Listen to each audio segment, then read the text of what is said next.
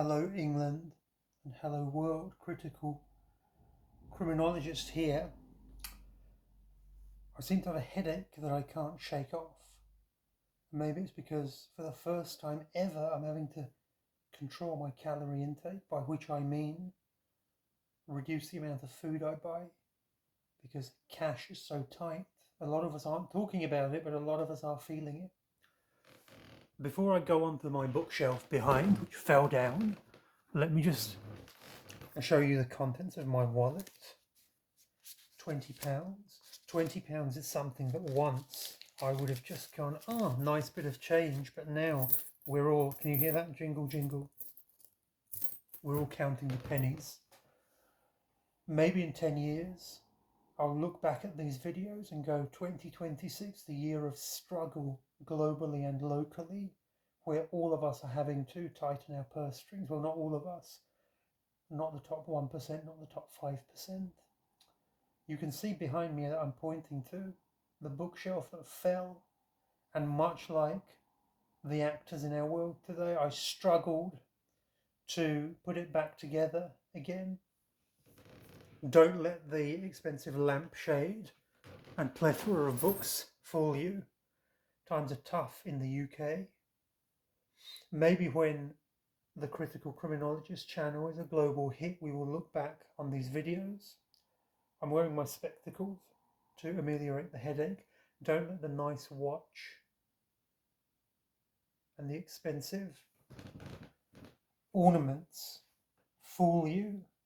This is all fool's gold, and we're living in a fool's world. I've had an interesting Saturday today. Like I said, I'm trialing this very alien concept to me of sharing my thoughts to the world. About 20 people viewed my past 2 videos, which is about the same as the amount of students I would deliver a seminar to.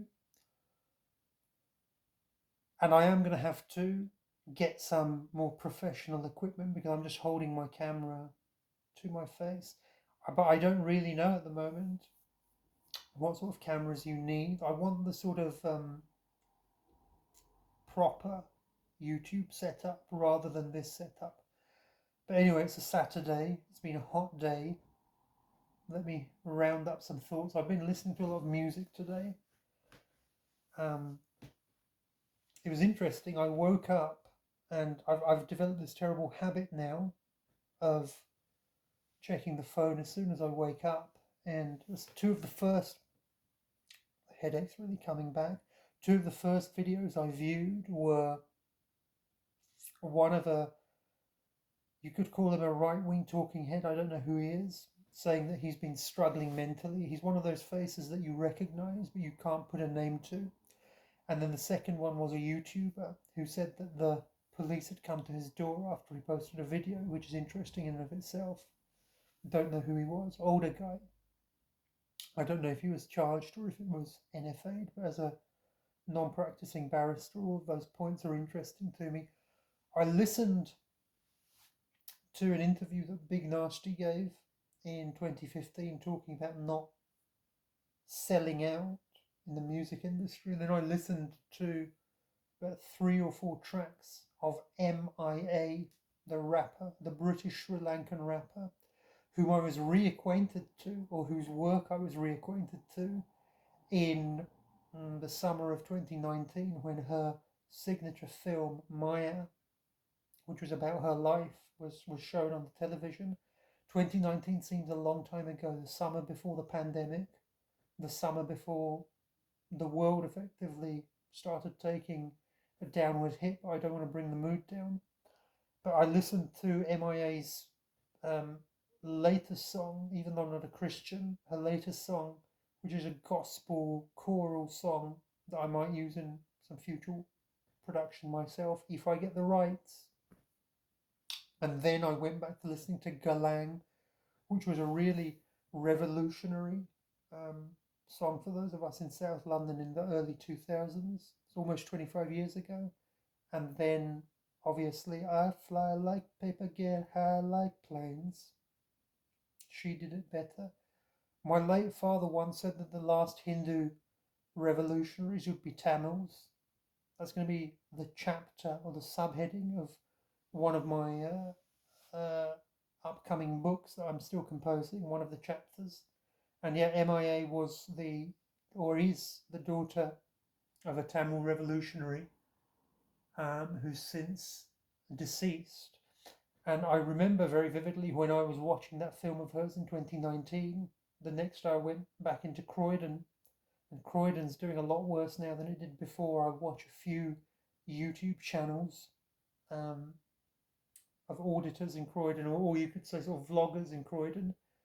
And wow, just like my bookshelf behind me, Croydon's also fallen. And just like the bookshelf behind me, people are trying to put it back together again, I think, but with very little success. I've tried to be very open in this video.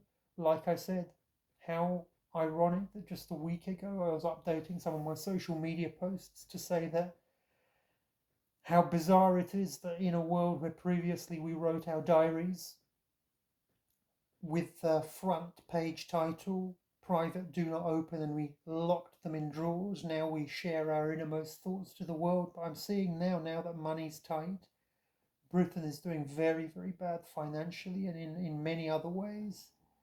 Maybe I can monetize this channel, or maybe have another 20 people listen to me. The channel will get more upbeat as time goes on, I hope. We are still absolutely in a position where we're doing performative videos, where we're very careful as to what we say and how we say it. Tony Benn always used to say, I have 3 principles: say what you mean what you say, and don't rely on personal insults. But yeah, so that's just a brief one today. M.I.A Big Nasty. I sort of listened to, if you haven't checked his music out, check it out. I listened to a few of his tracks and his interview with Charlie Sloth about the history of grime, but we'll probably go on to that another day. It's interesting, the very precarious position we all find ourselves in. I hear on the news that an influencer has succumbed to her injuries and died. Headline news. I hear the war's still going on, and interesting, I think, because in England, again, check in on this video in 10 years' time, money is getting so tight, people are really not out and about, oot and about, as much as they would have been a few years back. So the roads were very quiet. I did not walk. There was ample paths to walk down, but I just sat at home, a lapsed Hindu meditating to Christian gospel music. Critical criminologist over and out.